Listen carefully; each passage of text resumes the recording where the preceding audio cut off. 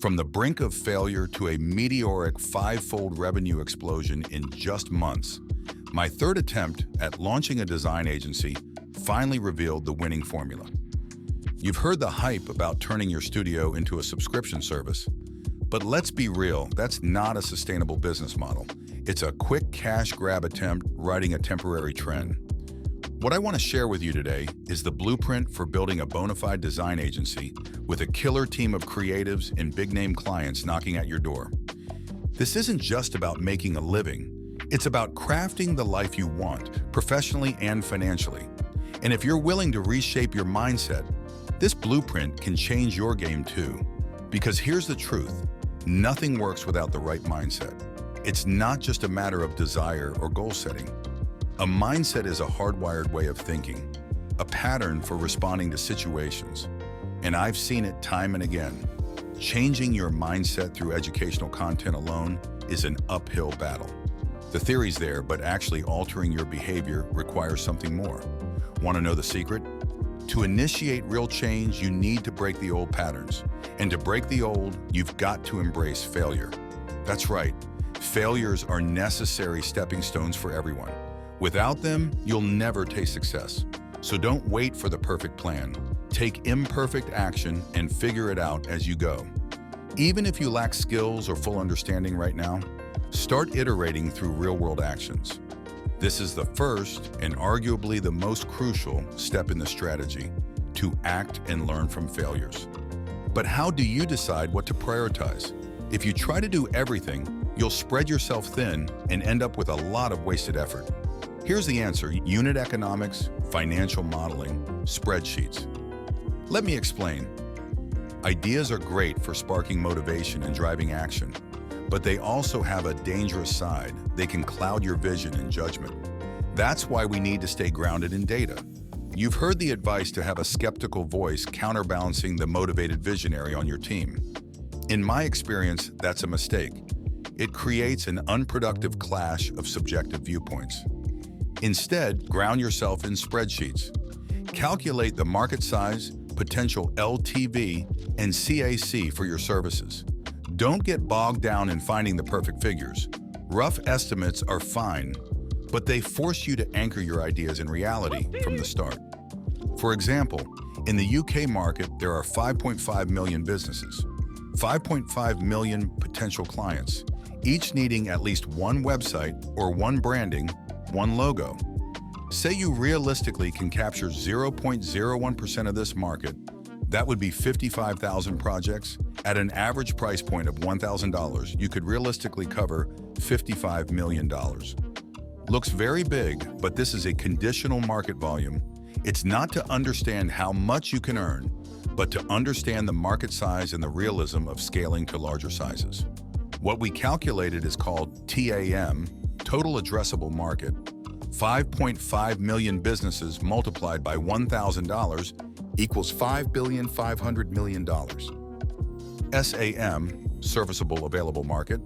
Say half of all businesses actually need design, $2.750 billion. SOM, Serviceable Obtainable Market, 0.02% of the entire available market. That is the same $55 million. Pretty big. It's possible to target not the entire B2B market, but to choose a narrow niche.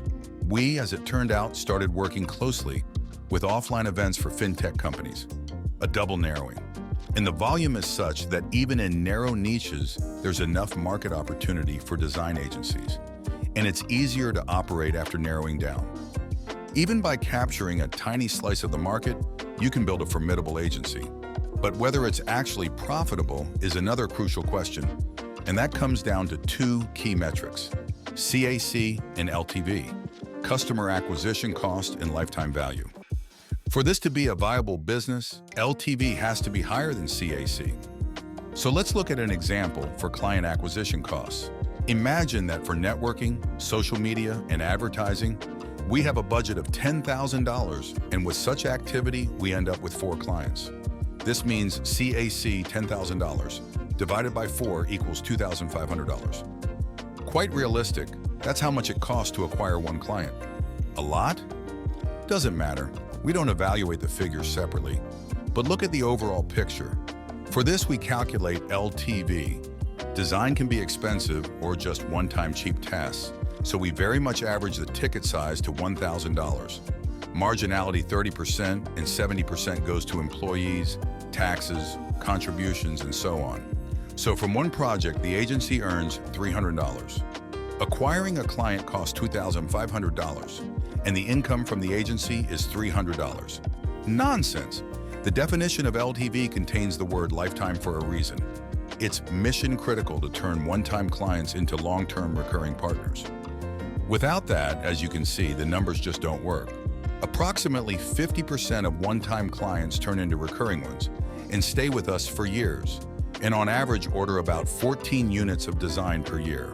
There's churn, some have been with us all 5 years, some leave and come back, and some are just a couple of years with us. Let's take an average time of 2 years. That is 24 projects total, each of which brings $300 of net profit, $7,200 LTV of recurring clients.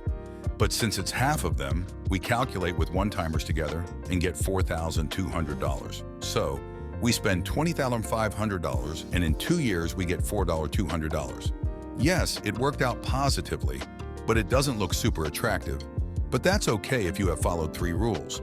You calculated pessimistically. CAC is less than LTV.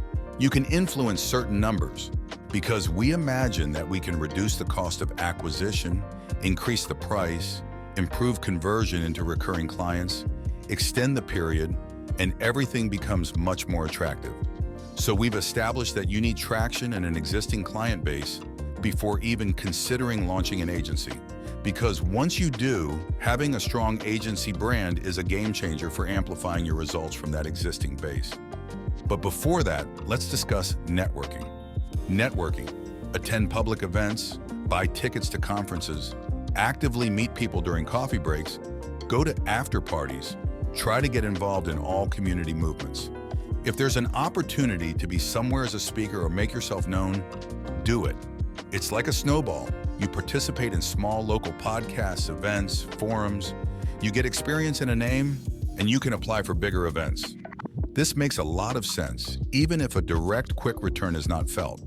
Networking for many in our industry is the main way of sales.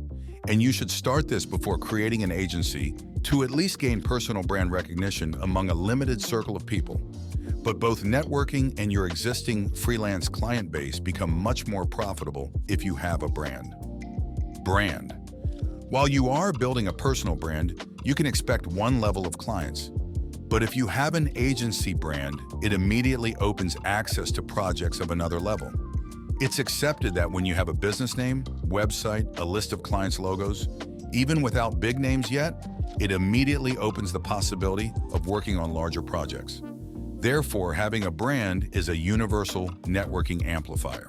So the brand and old-fashioned offline advertising like a nice business card, cool merch, focused on your logo and name. And this logically leads to the last and most important point, sales. In general, your sales are the universal indicator. I would not advise turning freelancing into a business if you do not have sufficient client workload. And where to get clients? A universal question with a lot of universal answers. Cold emails, Loom recordings for small business, LinkedIn Premium, Facebook ads. My experience suggests that all these channels do not work as expected. You can catch something there, but all this is difficult, requires learning and investments, and rarely brings results. So here are a few general steps that might work or might not, because in our very saturated market, a lot depends on external factors. And all we can do is just keep iterating, increasing the chances of success. First is networking, I've already mentioned. It's important to understand that this is often a very long cycle. Sometimes 10 to 12 months must pass after getting acquainted for it to turn into a large project or deal. But this is precisely the way to get to high-profile and interesting projects, possibly even partnerships. My rule is that the most interesting acquaintances should be strengthened and continued. Invite for informal communication to a bar. Pay for consultation for some of your projects. Come up with some media activity. Second, building brand audience. It's difficult but important. Essentially a digital equivalent of networking. Personal brand or company brand, constant content generation, constant interaction with the audience.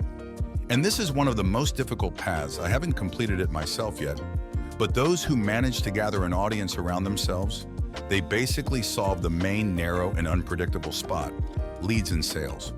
And third, also from the same opera, being visible. Participate in design contests, social activities, make meme pictures for holidays, and post them in thematic groups, offer design freebies, etc. Yes, this, like personal branding, often promotes among designers rather than clients. But this is normal in our field. Designers and other creatives often choose to work with recognized professionals for projects. If you manage to build a reputation as a recognized professional in your field, it greatly increases the likelihood that companies will start reaching out to you. The last but most important point, client retention and repeat business. It's not just about clients staying with you, but dedicated efforts to keep them. A client's decision to remain with an agency is largely emotional, even more emotional and less rational than their initial choice of agency. The key here is skillfully managing client expectations. We have a well-proven framework outlined in a separate video. Be sure to watch it to understand how to retain clients and turn them into recurring ones.